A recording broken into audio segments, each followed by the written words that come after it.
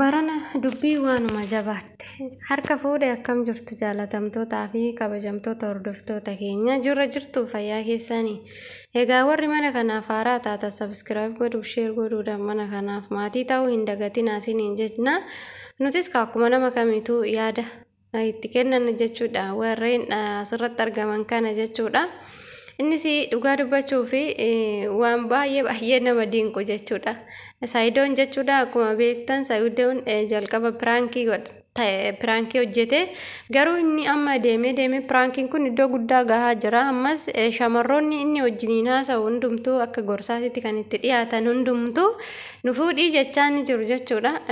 Kuni maaliif akka ta'e illee naaf hin galle jechuun akka waan namni biraa dhabame tarii namni gaariin dhabamuu danda'a. Namni gaariin dhabamuu danda'a sirriidha. Garuu namni immoo hin dhabamu jechuudha. Nama badaallee namumatu sirreessa. Gaariin illee immoo booda hin bada jechuudha. Namni nama waan ta'eef namni akkuma toletti nafu gaaf tokko hin bada. Shamarran keenya ammoo osoo xiqqoo ishee of qaanoftanii natti tola jechuudha. Jechuun hundumattuu iyyuu kan tolu jechuudha. Safuu cabsuun haala kanaan dhiirri tokko gaafa nama fuudhuu didu ergasii hin barbaannetti maal rakkoo qabaati. Abbaa ijoolleetirraa maal goota kunoo jaartii lammaffaayyuu fuudhuu hedha. Jaartii duraa maaliifi ati kan biraa hin barbaaddanne carraan kee lafuma jira dirqama inni yoo si fuudhu baate ati sanuu mana namaa keessa namni jiru akkamitti of ajjeesuu hawwame. Of ajjeesuu qoricha dhuguu sagalee akkasitti isaaf erguu baay'ee nama gaddisiisa. Ishiin dura ka jaartii lammaffaa na godhataa jettee waan taa'aa jirtuudhaaf jechuudha.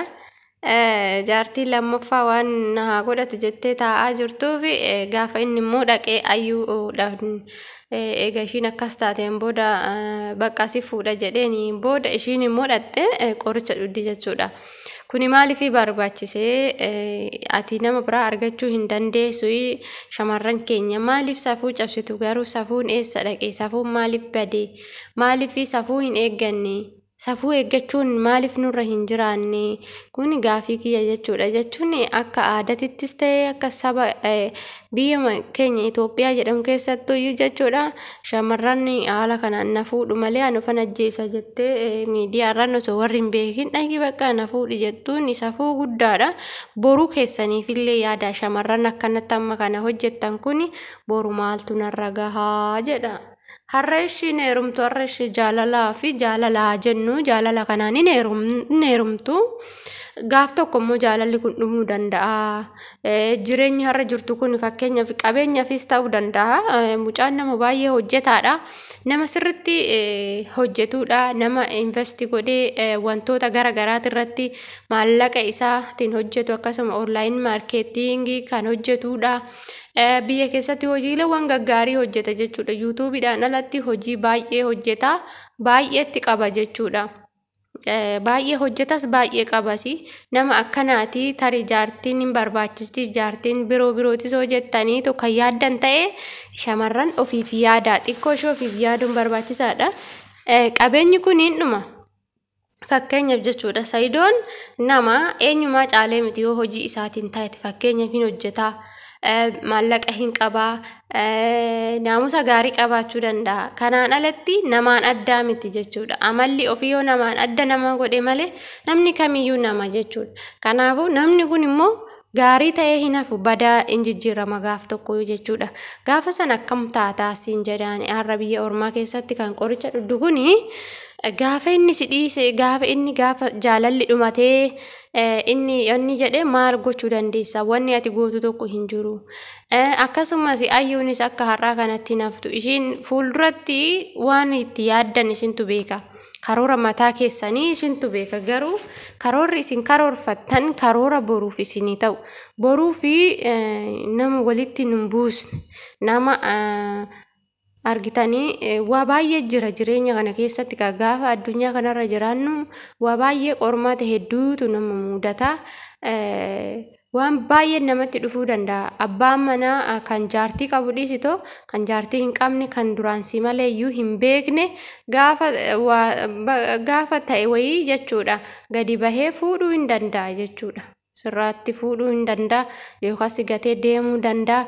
Qabeenyi gaafa dhume qabeenyi tuni badduudha yoo dhuftee hin dhufti qabeenyi fixeessa ganamaati. Fixeessi ganama hin jira guyyaa hin badaa jechuudha hin turu jechuudha. Kanaafuu qabeenyatti amantanii har'a yoo nama haadha manaa qabu nama jaartii qabu nama ijoollee qabu isin kan hawwitanii isin qabeenya fi malee namni kun nu haa horatu jettaniiti miti.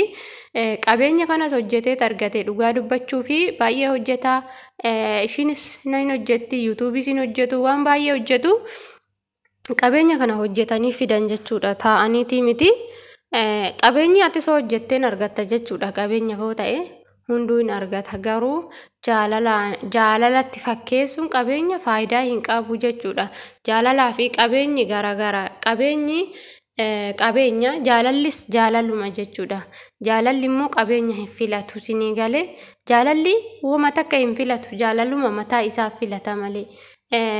Dura eessa dhatte amma kan qoricha dhudhu haati qoricha dhudhus jechuudha. Ayyaan tunis duraan eessa dhatteeti duraan yeroo Sayidoon fuudhisanuyyuu eessa dhatte tageenni jaartii godhatee ijoollee godhatu kana maaliif baran isin jaaladha Sayidoo jettee dura jaalala dhiyeessuu fi diddee ergaayyuu amma silaayyuu isiitu dhiyeessee fi malee inni piraankii godhe garuu piraankii sana keessa ishiin dhugaa ishee kan duraanii argatte. Ammas immoo namoota baay'eetti haasaa jira jechaa jira jechuudha. Sayidoon namoota baay'eedhaan wal beekaa hojii karaa yuutuubiitiinis kan na gargaaran kan kanan isaan gargaaru akkasumas immoo ijoollee keetii sapiraayizii godhi jedhanii wantoota garaagaraa kan na ergan jiru. Maqaa isaanii dhaanan dubbadha yuutuub irratti illee dubbadheen ture jechaatii jira.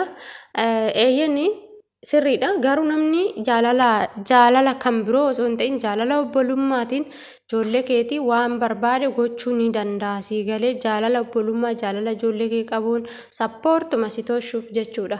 Garuu ka bultiin tun hin ulfaatti callisaniituma gaafa bultii ijaaranii bultiin kun gara fuulduraatti yoo diigame maal gochuu dandeessu?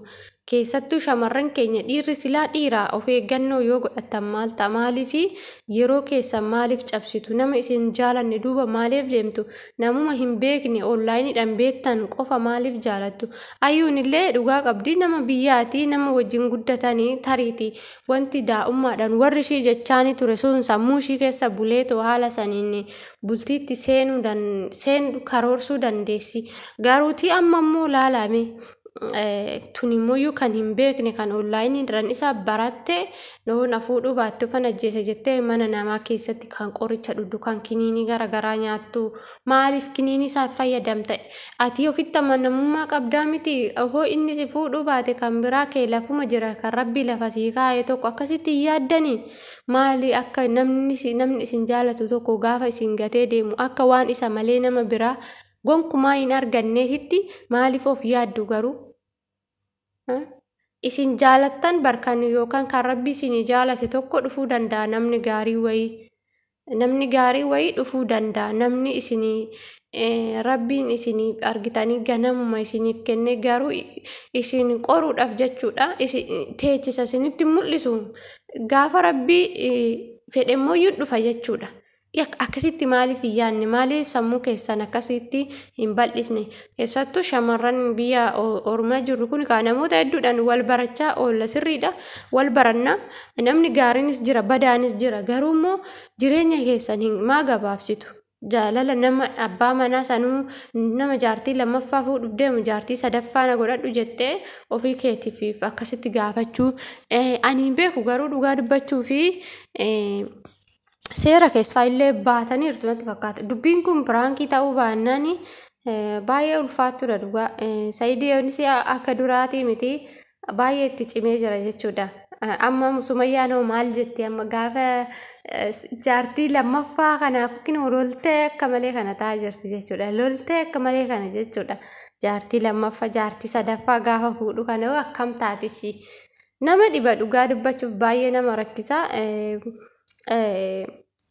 Kun immootu osoo ta'uu baatee gaariidha. Shamarri immootu ofii gaafattee gaafa dhiirri sun immoo ishii hin barbaanne qoricha dhuguun kun aada maleedha jechuudha. Aadas miti amantiis miti jechuudha. Aadas miti amantiis miti. Akka amantiittis ta'e akka aadaatti an akka kootitti naasaa jira garuu hin beeku jechuudha waa'ee amantii kanallee keessa gadi garuu akka hin dhaga'utti shamarri takka gaafii jaalalaa dhiiraa dhiyeessite dhiirri sun gaafa ishii hin barbaannetti qoricha dhugdee of ajjeesuun of yaaduun kun cubbuudha jechuudha. Lubbuu irratti faradaa jirti. Ishiin foon ishiitiif jettee lubbuu ishiitti irratti faraddu kun booda rabbiin lubbuu kana uume sun hin gaafataa jechuudha. Kun waanuma jiru jechuudha. Kuni waanuma jiru nuti umne lubbuun ofii keenya ofii finne addunyaarra kan nu fide qabna waan ta'eef aga inni nu fudhatutti nuti teenyee waan riskii keenya waan rabbiin nuuf kenne waan hundaa eegganna jechuudha. Harka eenyutirraa eegganna? Harka rabbii irraa waan hundaayyuu ni eegganna malee callisneetuma of ajjeesuuf hin fiignu. Waan tokko gaafa dhabne of ajjeesuuf hin fiignu. Saidoo yoo dhabdee homtuu sitti nirratu giifti koo guute dhiira meeqaatama jira. Tariitii kan qabeenya qabu barbaaddata asii fiduu danda'a. Rabbi yoo ati obsa qabaatte kan qabeenya qabullee kan amala qabu barbaaddata. Ati amala qabaatte taanaan abbaa barbaadde jijjiirte nama amala qabu gootee wajjin jiraachuu dandeessa. Maali kana kan gana asii gara biraati wantoota gara biraa yaaddee ofan ajjeesa yoo na fuudhu baatte akkamitti osoon ani jiru osoon ani si barbaadu dhattee ayyuudha si fuudha jettaan jettee mana namaa keessa teessi waan akkanaa kan hojjettu abbaan qabdu ataadhaan qabdu obboleewwan qabdu yaaddu